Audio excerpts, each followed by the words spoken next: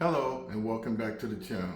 Today we'll be talking about draining, replacing, and flushing the transmission fluid on this 2003 LS430 transmission. The tips I'll be showing you today will also work on the 02 and 01 model years. If you haven't done so already, please check out my video, Secrets to Planning an Auto Repair. Now let's get started. What are some of the common symptoms of an old and dirty transmission fluid? Well, for one, you might have rough shifting, vibration or shuttering while shifting, and tachometer readings near or above 2,000 RPMs when you're at constant speed between 45 and 60 miles an hour. So if you're experiencing those symptoms, chances are your fluid is dirty and needs to be changed. Our supply list includes 8 quarts of vvt-i WS fluid, that's automatic transmission fluid, about 10 feet of 3/8 inch inner diameter clear hose, a 5-quart measuring bucket where you could measure ounces, and also I highly recommend a magnetic drain plug and washer, 1 or 2 jugs, and the rest of the items shown in the description below. Please note, information provided in this video is for educational use only. You should refer to your vehicle maintenance manual for specific service interval and warranty details.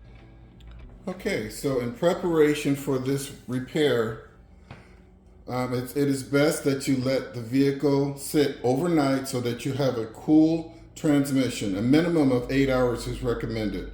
You're going to lift the vehicle to access the transmission drain plug, and while you're down there, you're also going to place a sheet of plastic in an empty pan beneath the transmission drain plug. Use gloves, ratchet, socket to remove the metal drain plug and let it drain for 5 to 6 minutes.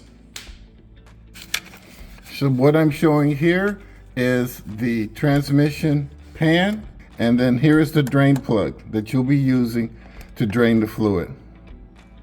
While your fluid is draining, go ahead and assemble 1 length of clear hose and a funnel.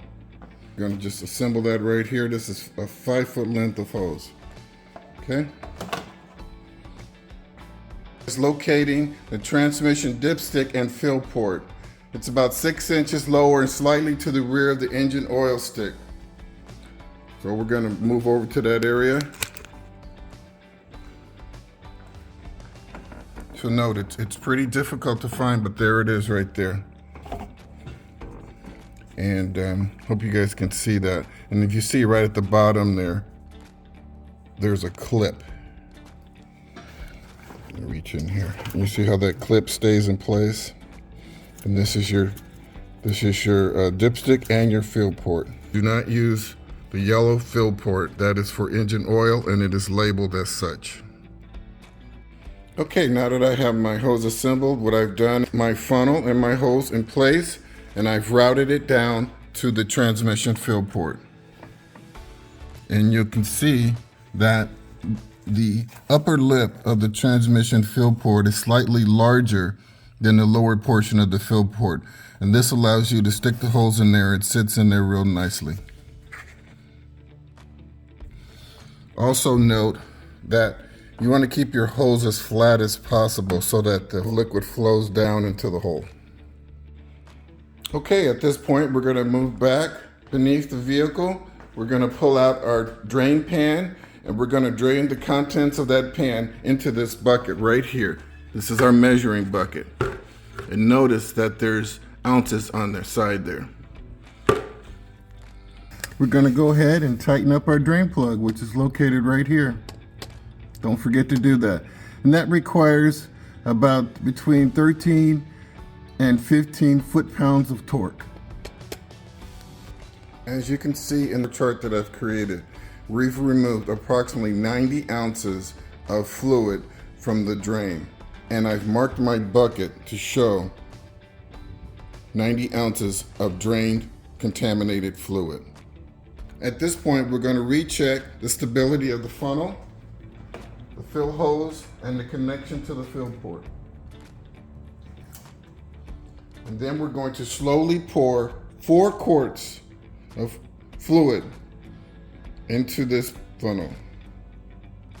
You want to pour this very slowly, and you want to always recheck the connection at the fill port to make sure that no fluid is flowing over. Move to the front of the vehicle and remove the cover beneath the engine, and then we're going to move underneath the engine. So I've removed close to 10 or so screws, and I'm going to show you the connections that you need to make to the radiator drain. Okay, so there's all your screws. You can see I have my jack under here, and I'm gonna try to give you guys a good picture. So there's the bottom of the radiator, and here's one port,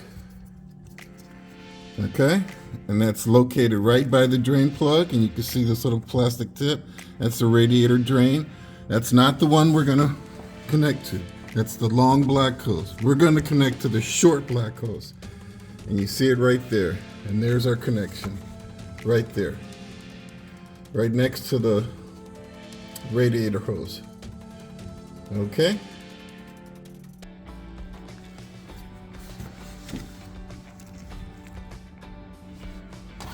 So you'll use a set of pliers to remove this clamp right here. Just loosen it up right there, and you're going to slide it back along and let the clamp stay right here. Okay. And then you're going to use the pliers and just carefully wiggle this hose because it's probably stuck just a little bit. Okay. Once you have that loose, you're going to take this hose and push it up and into this area so that it rests on the fan. I'm going to try to show you that. This is the best shot I got here. But essentially it rests on the fan guard right here. Okay. See, that's the guard. You're just going to push it up there, and it's just going to rest on there. And that'll, if you get it up high enough, it'll prevent transmission fluid from dripping out of this hose. Okay. Now that you have that connected, have your hose feeding into this measuring bucket, and that's where you want to be right now. At this point, you're going to have an assistant help you turn on the vehicle, and you're going to run the vehicle until you flushed out 128 ounces, which is 4 quarts of fluid. Okay, so go ahead and start that process. And just so you know, the fluid doesn't shoot out really fast. It flows out. And so if the car is on, the fluid's flowing. And when the car shuts off, the fluid will stop. Okay. Our second volume has been added, but we need to go back and double check our math. And so hang with me here as we go through it. Right there in that cell, it says volume drained. So we drain a total of 90 ounces, including the 5 ounces of spillage. Okay, now we're zooming out. After that, we added 120 ounces for our first volume. Then our first volume was flushed. And then where we are right now, which we've added our second volume of 128 ounces. So, in order to account for the 5 ounces of spillage, we have to subtract that from the last volume of 128 that we added. And if you can see right there, that number now becomes 123. And 123 minus 38 gives us 90 ounces, which is our original volume. So now that we've drained our 38 ounces, we need to disconnect the plastic hose and reconnect our clamp and rubber hose to the fill port. Pretty straightforward. While the car is still elevated, you're going to go ahead and run the engine and run it for several minutes. Check and make sure that there are no leaks coming from the connection that you made with the transmission cooler. Okay, the engine has run. You're sitting in the car. Place your foot on the brake. Slowly cycle through the gears. Do that about 3 times. Do not rev the engine. Okay, once you've done that, come back out and check again for leaks on the transmission fluid connection. At this time, you're going to lower the vehicle to the ground.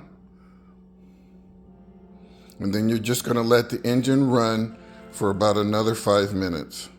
And you want the engine to reach operating temperature so that you can check the transmission fluid level prior to putting on the cover beneath the vehicle. We've checked our transmission fluid level at idle and neutral. It looks fine. It's between the marks.